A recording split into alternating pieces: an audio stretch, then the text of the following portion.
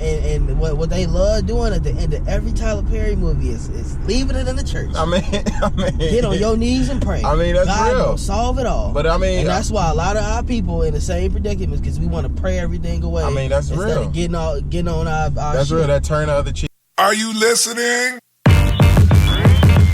Damn. Hey y'all, welcome back to Quality Konvos. This is your boy Juan Pablo Santiago. Boy, Derek. Yeah, name long changes. ass name. Juan Pablo Santiago. Goddamn. Just gotta get used to it. What the fuck was the inspiration for that?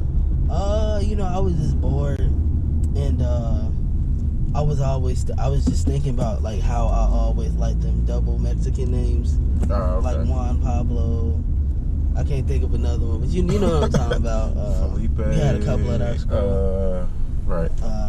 Right. But yeah, so today we're gonna be talking about a couple things that's been happening in the black community recently. Starting off, Lavar Ball got banned from ESPN because of sexual harassment, basically, put it that way. She is one of the hosts on ESPN, and she's also Jalen Rose's wife. Yeah, that's what I was gonna say. I'm like, don't she got a black husband? Yeah. But I mean, no offense, but these NBA players just be like, just pawns for like white girls to come up. Oh yeah. So their mentality don't be the strongest. So he probably just go along. Like she fine. You're right. She fine. Fuck Fucking agent probably sent him his way. Right. Type shit, and that bitch came up. She's a winner. right. So, or that woman came up. But yeah, whatever. The way I feel about it, man, is that it's just really one of them cases of like hypersexualization, hypersensitivity. Because the thing is, how do you ban somebody based on a statement that you can't definitively conclude was sexual? So basically. It was with the whole switching gears situation. Now, he's been on that show before. He said that exact same phrase, even had a little switching gears gesture, and she ignored it the first time. Oh, really? But this time, he said it a little bit more like, oh, you can switch gears with me anytime. Now, he can mean that on some like, oh, you can literally just change the subject anytime. It's okay, trying to be polite. He can mean it on some like, oh, you about to say something stupid. You can switch gears with me anytime because whatever you got to say, I got a rebuttal for it. You know what I'm saying? He could have meant plenty things. And he also could have meant it sexually. But my thing is, we don't know what he meant. I mean, I feel like her response turned it into a sexual comment. Exactly. Like her just reaction. her reaction or whatever. Just the way she reacted or whatever. I'm just like, all right, now you made it into something because what if I wasn't even on it? So now it's a big thing because you over here trying to act like I'm trying to make a pass at your ass and I got a whole ass wife and 2 boys. Right. And or 3 boys. Always put business first. And it's one of them situations where it's like it get real scary because now it's one of them situations where it's like my not even my livelihood, but even my presence on this show is now canceled because of your reaction. Literally, something as simple as you reacting a certain way to what I got to say. I mean, white women have always kind of done that though. That's the thing, and that's the power motherfuckers be having over niggas. That's why I'm just like, I love all people, but I'm hesitant around fucking with white shorties. And that's just me personally, because like motherfuckers have the power to just cry rape or like any other like whatever, anything, and it's always their word against yours. Like, not even with them being a woman. I mean, because women always have the upper hand for one, but a white woman at that, and boy, the difference and like look at the Emmett Till, like like that's really like that's what's going on. So I'm like, niggas really need to be careful. But a lot of these niggas is booed up with these white shorties. And I mean, no offense to the white shorties or whatever, but y'all making it better. It's white women like that who just make it tough for niggas to want to even fuck with y'all. I mean, not saying that we should, because I love black women, or I just love women with melanin, or just of melanin descent. But I still fuck with all people, but I'm very skeptical. Reluctant because of shit like that. So if you don't see me make a pass at a certain type of shorty, it's for a reason. It's definitely for a reason. Yeah. And it's shit like that, and so it's messed up because it's like it gets to where, at least the way things are framed to society now, like companies don't really have a choice anymore on whether they get to act or not. Like, they have to, or they open the door for lawsuits and all types of shit. So in order to kind of have that damage control, they basically just gonna say, hey, we gonna cancel this man because we not gonna get sued because we didn't act. You know, and it's just fucked up. You know, the man a businessman, the man got a family, all of that, but he say something that's, I guess, you know, a double entendre, and folks just acting wild as hell like they don't know his personality. But that shit is chess too. Like, motherfuckers playing that shit. Like, that shit, they be looking for opportunities. I really feel like they wanted him to fuck out of there. They be looking for opportunities. Like, it's like when we catch you slipping, we gonna use that to our advantage. So it's just like, y'all definitely. And then who was that black shorty who was defending her too? Like, it just be, y'all be even worse than the white women. Some of these black shorties. It was one of them, Jamel Hill or one of the. I know who you talking about. She said some shit on Twitter. And you know, or something. Jamel Hill usually actually be with the shit, so I don't know. Nah, but she was like, "You go, girl." She was on some "You go, girl" type shit, and I'm just like, okay. But like, see, that's why I say I feel like they had an agenda against the man, because this all happened around the time Lonzo got traded too. Okay. So it's like you know what I'm saying, like, the whole Lonzo Ball, LeBron James, the Lakers thing was kind of like a big deal. Right. So nobody really wanted to interfere with that or interfere with, you know, LeVar Ball. Right. But now it's like, you know, once he get traded to the Pelicans, now y'all pretty much getting that man the fuck up out of here, you know. Yeah. So I mean, it just is what it is. But I mean, it just leave a bad taste in my mouth. That I ain't fuck with it. Based off her reaction, you know, somebody can't even be on a certain show anymore. So yeah, definitely. You know, it is what it is. But also, you know, looking at the Tyler Perry, the BET Awards last night. Yeah. You know, Tyler Perry won an award, and you know, it's just recognizing his career and whatnot. And you know, I've always had a hate relationship with Tyler Perry. You definitely did, because I was like, I'm interested to hear what you got to say. You thought this shit. I thought you was going to fuck Tyler Perry. I'm like, bro, I really like respect that speech. I respect Tyler Perry for his work. I mean, I just understand his niche, which is women. So it's just like he caters to a woman audience, Christian. So it's just like, I mean, I understand your niche and who you catering to, but it's not like you just be having black men out here fucked up in your movies all the time too. And that's one thing I can appreciate about Tyler Perry is like, the nigga don't be having, he be having like affluent ass black people. Like, you can't, like, he be having lawyers, doctors, motherfucking even construction workers, mechanics. Like, he don't try to show black men in a fucked up light at all times. I mean, you got the nigga who beat his wife and those type of scenarios. But see, that's how you know it be bullshit, because my thing is, look, I understand that even some of the pioneers of acting for black people participated in minstrelsy. Right. So, you know, although it's bullshit and it's a different era, okay, if you do that to get you on, I guess maybe you want to get black people through the door. Right. But bro, you making too much bread.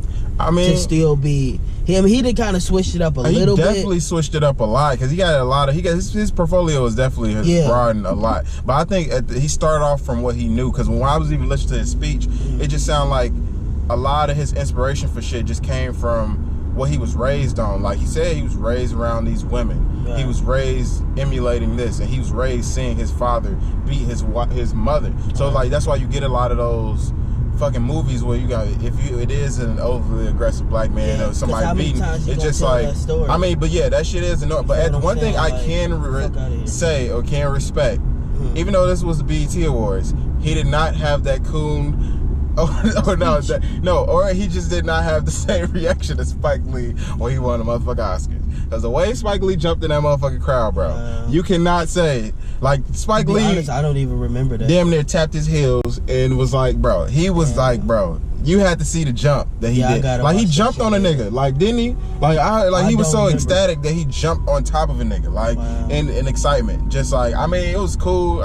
He deserved it, but like, the white validation, it seemed like was very much needed for the way he reacted when he won that motherfucking award.